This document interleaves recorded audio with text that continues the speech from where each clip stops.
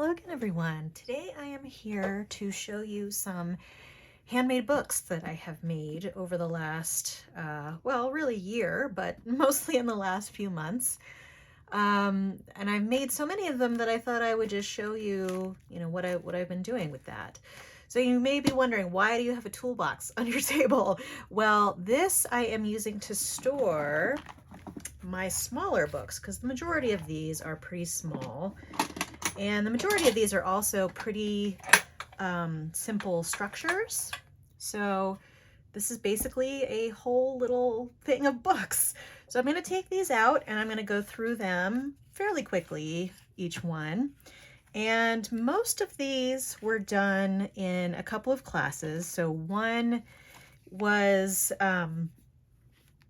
the 5-day Accordion Book Challenge by Vintage Page Designs.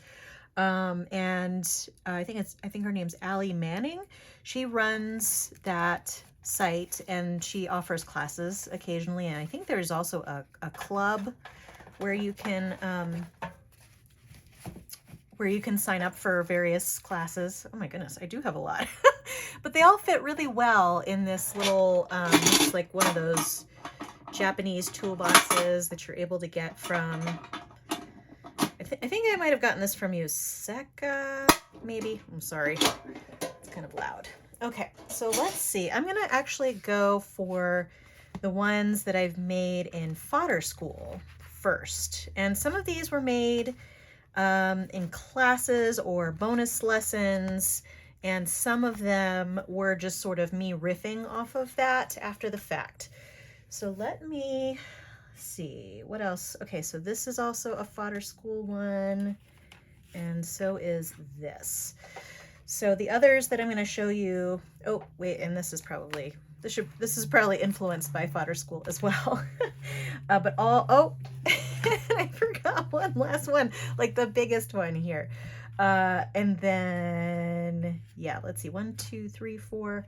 Right, I have 6 for that challenge because I did make 2 on one of the days. So I'll get to those. I'm actually going to put the larger ones off to the side and I will do a flip through of those shortly. And actually I am also going to put that one off to the side for now. And I'm going to talk about these little guys first. Actually, let me talk about the zines first. That's what these are. So these are in the traditional zine shape, where you fold the paper to create a little book, which is called a zine. And I made all of these with leftover fodder from fodder school lessons, and I'm still really enjoying that class. It's about to come to an end at the time that I'm filming this, but I have signed up for year 2, so I am gonna keep going with that. It's kind of what's been keeping me sane lately, so hopefully it will continue with that. But you can just look up the zine structure if you're interested in making just these quick little books. But this was basically, these were all a large sheet of paper, a pretty large sheet of paper. I can't remember the size, but it's really large and rectangular. And then basically I just put collage all over one side, just sort of randomly. These I did use specific fodder from different lessons for each one so that there would be some sort of, the style would be the same. But then I added some embellishments that were from other classes. But I'll just do a quick flip through of these, and they're actually quite nice. You can do so many things with these books, and the orientation can actually go either way. You could do it this way or this way. The fold on this one is up on the top, whereas you could have the fold on the bottom. You could do it any which way. But the background is just the fodder or the collage material that I glued to the larger piece. And then once it was all together, I folded it up. And I'm still learning, so I'm not the best at the folds. I also tend to bulk up my pages, so sometimes the folds don't necessarily align once everything's together. But all of these I did end up putting a weight on them, I should say, so that they did kind of squish down and get a little bit more flat. But yeah, these are just kind of cute, and I'm thinking, Maybe I will do some journaling in here. I mean, I could use a dark pen over some of this stuff and do some journaling, or I could use a white pen and do some journaling. And as you can see, these pages are a little bit thinner because I didn't have as much collage material. These were with thicker papers. It does seem to work better with some of the thinner materials. But yeah, so it was really, really fun and really easy, actually. So there wasn't much thought involved. I just kind of slapped stuff on. There was a little bit of thought after the fact to adding embellishments, and then also when I was doing it, I was kind of thinking of different elements like this. I wanted to kind of make sure that this flower ended up right side up on one of the pages, so that's why I did that. And a lot of this is stenciling and pigment sprays and all kinds of things, jelly prints. There's a lot of things that are covered in that class. So there you go. And I've been picking a color scheme for each class. They sometimes recommend, so if you don't know how Fodder School is structured, is it's a year-long course, and then each month there is one lesson where you make collage material, and then the second lesson of the month you actually make something with the collage material. And these were actually from a bonus lesson, and there are bonus lessons that come up from time to time. And so I've been picking a color scheme for each month. Sometimes it's a little more flexible, like I'll add new colors, but I've been trying to keep to, 3 or 4 main colors, and then adding to that if I want to. But they also suggest that you can do pick a color palette for the whole year.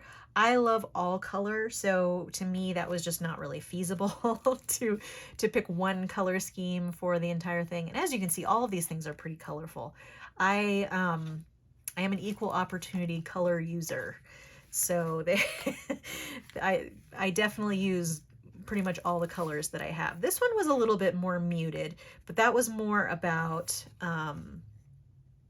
the style of the collage material that we were making, and so that's why this ended up being a little bit more muted. This was actually a really cool class.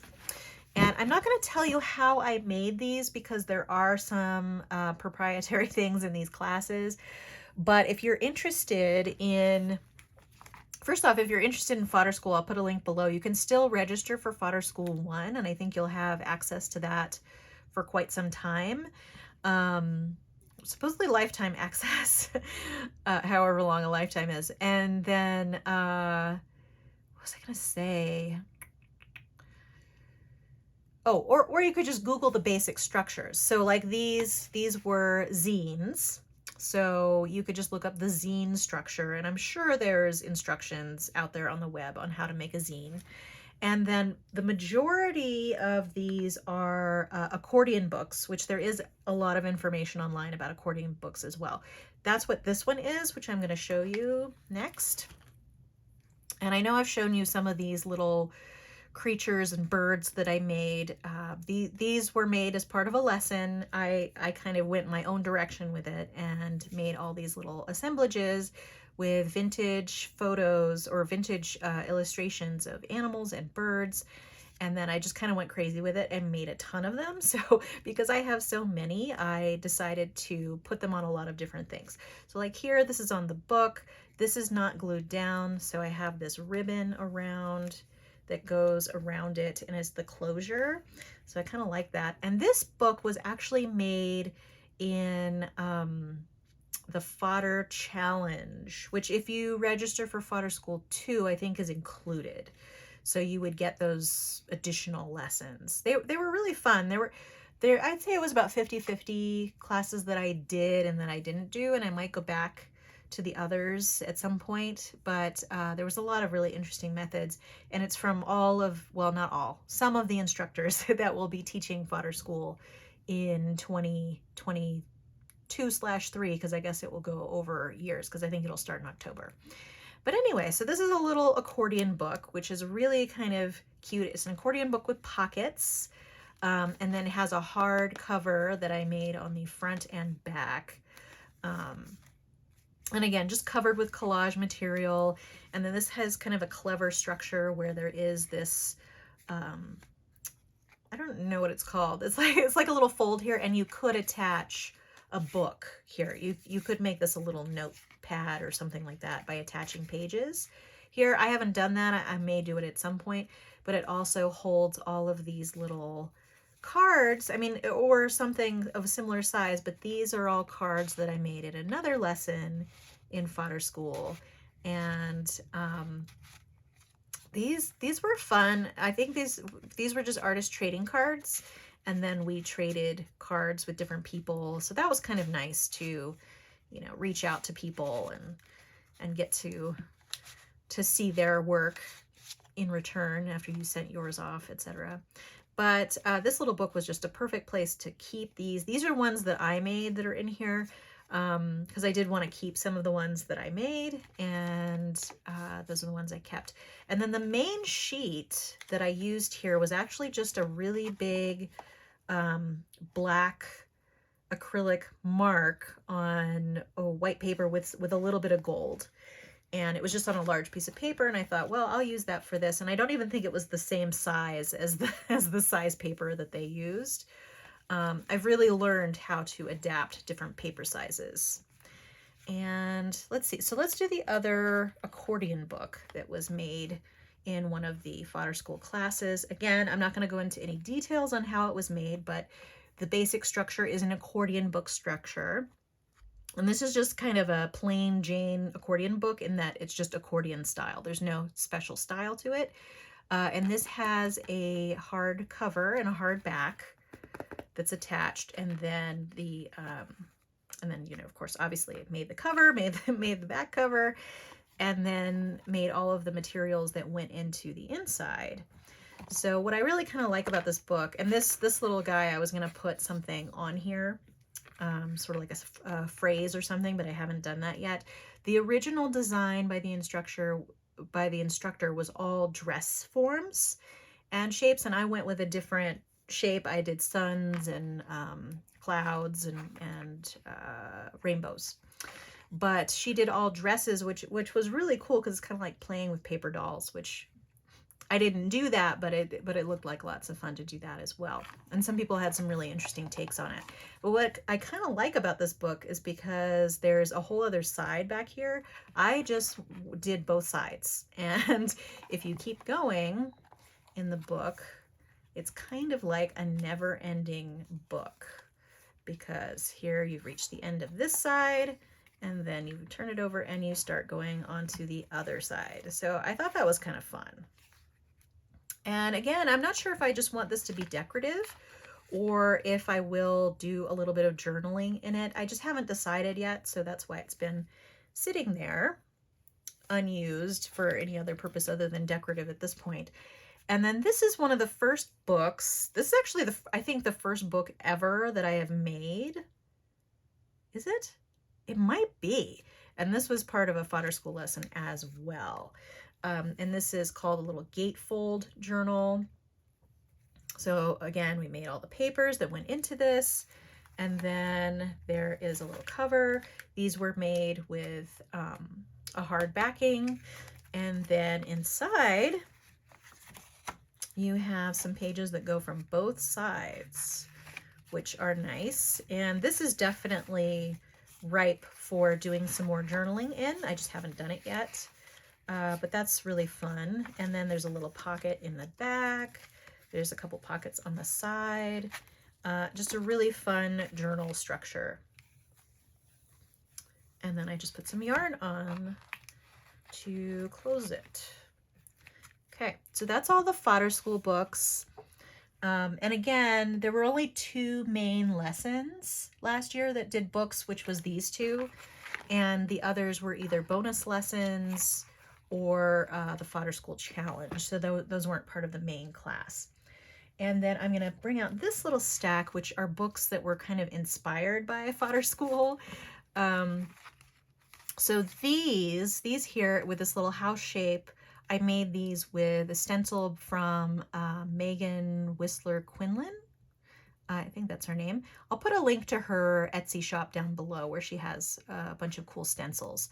So this one I made with a harder cover, but these are just little, basically like pamphlets, and each one of these was made with collage material that we made in our classes. And so is this, but I'll show you this one in a minute, but I'm going to flip through these first. And I basically just went through, picked some collage things and put them on the pages. And again, I could do some journaling in here, and because I could either journal over or just on the white. But I tried to pick some collage material that would go with each page. And we make so much collage material. I probably make more than I need to, just because I really enjoy the lessons. So I tend to make a lot, and I like to have a lot to choose from. And this one, for example, this is just the one side of a book page. So the other side is just part of the book still. So I thought that was kind of fun to do that here. Some of these were just blank papers originally, and some of them are book pages. Probably not a lot are book pages actually in here. And this I only did some stuff on one side. And then this one I did two what you call signatures in here, and then just sewed them here. And this, I think there was a tutorial by the person who did the stencil. So she has a YouTube channel as well, so I would check that out. It might still be up there. All right, so I'm just going to do a quick flip through of this. And for now, I'm just flipping through these occasionally because I really like the look of them. And this was actually an old map that I did some collage on one side. But I've been having a lot of fun with these, just looking at them, because I find them very visually pleasing. And so I think we're approaching the end of the first signature here. And a signature is just basically folded pages bundled together. And then so here's the end of that one, and then here's the beginning of the next one. And I also have a thing where I like to touch paper, which is probably why I like collage so much. And I like sifting through paper and sorting through my collage and that sort of thing. So this kind of allows me to do that in book form, which I like. And again, some book pages there. And there we go. Okay, so that's those little books. And again, I might use those for journaling or something. And then this one I made fairly recently. I had a bunch of particular sized collage material left over, and I kind of wanted to bundle it all into one book. So I broke it up into 4 signatures. I kind of winged it with the binding. I am not a bookmaker, so basically I just put a piece of paper. Once I bound them all together, I put a piece of thicker paper around the end and glued it to the spine. But I don't think that that's a good structure. Like long term, I don't know that that's going to last. Because you can even see some of the signatures are pulling away. There's a reason why there's a gap in books that they make back there. But this was just me using a bunch of collage material. And this is also would be really good for journaling. There's a lot of blank pages. There's a lot of collaged pages. If things are dark, I could always journal over this with a white gel pen. And then, just do whatever on the blank pages. But I won't go through each and every page, but there's quite a few pages in here. And like I said, this is just because I had a bunch of paper that I had pre-cut for this accordion book in a particular size, because it was this size. And then I cut out a bunch of different papers. So I basically just folded the papers that were this big into a little fold and made some signatures there. Okay, so that is all the books related to Fodder School and Fodder School material. These next ones actually are a little bit fancier because they were specifically about bookmaking, and I learned a lot more about book structure. I can't remember entirely which order they came in, but I'm pretty sure this was the first one. And this is another pocket accordion book. And again, I've used my little bird on the front. There's a little closure in the back. And this one I put some more cards in as well. So all these little pages. And this was just another collaged sheet of paper that I folded up for this, because the lesson actually uses a larger piece of paper. So I made 2 of these because I had 2 collage papers already done that I had put together with papers that were just sort of extra laying around. I seem to have a lot of those, but I think it makes for a really nice, a nice little book. Oh, and I added some material on the inside because this side was all blank, and I added some additional collage material there. So there you go. Now I'll show you the back real quick. And some of this was collage from fodder school, and then some of it was actually in other classes, or just that I had made myself. All right, so I think I'm going to save these 2 for last because they're the kind of the most spectacular of them. So then I'm going to do this one, which is just an accordion book with a little folded cover and a closure. This, I don't know how long this closure is going to last, and I left it blank because I didn't have time to decorate it at the time.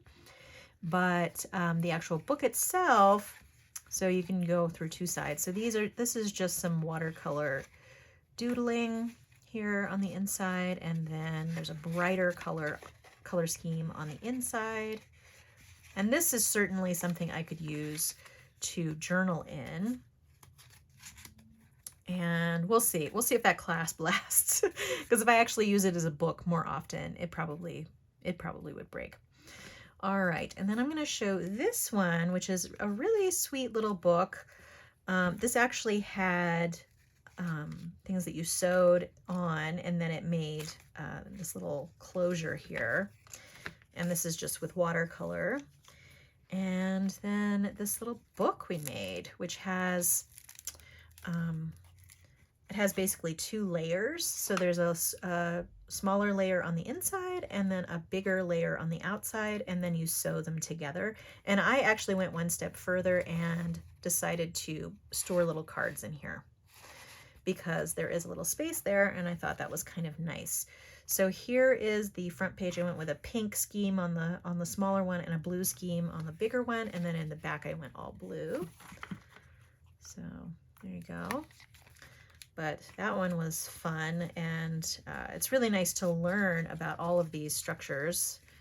I'm not sure I feel confident enough to kind of riff on them yet, but and there we go. So that's closed up. And then this one was really super cool. So the cover here is a weaving that I made with scrap ends from Cyanotypes that I made as part of a class by Jane Monteith, who is, oh, I realize I have glue all over my fingers. That's glue, by the way. I've been having a real big problem with my glitter glue. This stuff, I actually still have it at my table. It's been getting clogged, and this little needle, which is supposed to keep it unclogged, has not been working because I think somewhere air is getting in and it's drying on the inside. So basically glue spilled all over my hand when I was trying to fix that. But anyway, so the Cyanotypes were in a class by Jane Monteith. And I took her mixed media masterclass, which apparently she's not going to be offering in that format anymore, but she does have a standalone cyanotype class, which I highly recommend. It goes through all kinds of stuff. And you might think that cyanotypes are difficult, but they really don't require a lot of material, and it's not all that expensive. You just need some good quality watercolor paper. You need the cyanotype chemical mix, which you can get pretty cheap from Jacquard, and then you just kind of play around with it. So there's some other supplies that would probably help you, but I really enjoy that. But this is just the scraps, and then on the inside I have some, so in the front and back I put these darker blue cyanotypes, and then in the middle there's this little, I forget what this is called, but basically These can turn around. So I have a cyanotype on either side of these.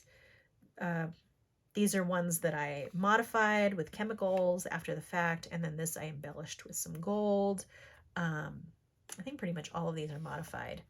And then on the back, I put I think this was black tea stained cyanotype. So super fun. And I like that this is now a little bit of a documentation of some of the cyanotypes I made in that class. Lots of fun. And actually the ones, this one and the other dark blue one, I made just with paper that I purchased from Jacquard, like pre-treated paper. So you don't actually have to put anything on it. So that's an option too if you just want to try out cyanotypes. And that actually has the instructions in it. I'll see if I can find it on Amazon or something and then link to it below. So there's that one. And then this last one was sort of the most interesting fold. And this one's kind of busy. I'm going to warn you right now. I'm going to show you the outside first. So this was all made from 2 pages or 1 page cut in half for this, folded in a particular way, but this was actually using paper that I just used to clean off my brushes when I was painting, and then I added some collage to it. These are actually little cards that I added to the front and back, but the inside is really where this gets spectacular, which is all of it's called a flag book, and it's kind of hard to tell. See if you look at it from up above. So all these are like little flags, and because I made this smaller than the recommended size, I had smaller flags, and I actually probably could have made them a little bit bigger so that they were all closer together, because right now it just looks like a great big E because I have only 1-inch strips here. But it was really, really fun. I collaged various pieces sort of thoughtfully so that you would have different things on different flags, so to speak. And then I added collage material to the inside cover, added some of my little birds to the front and back. And this was a really good way to play around and use up a lot of my collage material and learn some book forms. And frankly, I'm getting to the point where I'm like, what do I do with all this art I have? I've just been making nothing but art, and I'm not quite sure what to do with it. My wall space is kind of covered, but things like this, things like books, you could kind of store away, and they aren't super big, and you can just store them in like this little toolbox that I have here. So I'm going to open this back up and see if I can remember how I had all this in here. Okay, I didn't have these 2 larger books in. These 2 are sitting on a shelf somewhere, but all of the smaller ones. So let's see. So these fit in here perfectly like that. And let's see, I think I put, do those fit? No, those don't fit that way, but I will put them this way. And then these little books just fit so perfectly in here. Like I said, I can't remember where I had what, so I might have to do a little bit of finagling here to get them to fit again. Yeah. Oh no, there's more back here. Okay. So these 2, I think I had there, and then these just fit on top there, like that. So I'm going to close that up. This is pretty much full now, although I probably could fit, I'm going to try not to make that as loud this time, but I probably could fit a couple of extra little books in there. But this is just, that way I can hold all of these little books together, and they can be something that I rifle through and be documentation of all the various experiments that I did this year. All right, well, I hope you enjoyed that tour of the handmade books that I've made this year. If you enjoyed this video, please give it a like. Feel free to subscribe to my channel to keep track of future videos. And I hope to see you next time. But in the meantime, have a great day. And I'll try to put all the links to the classes that I referenced down below. I'll see if I had any other things that I promised to put links to, and I'll put them down there. All right, take care. See you next time, I hope. All right, bye.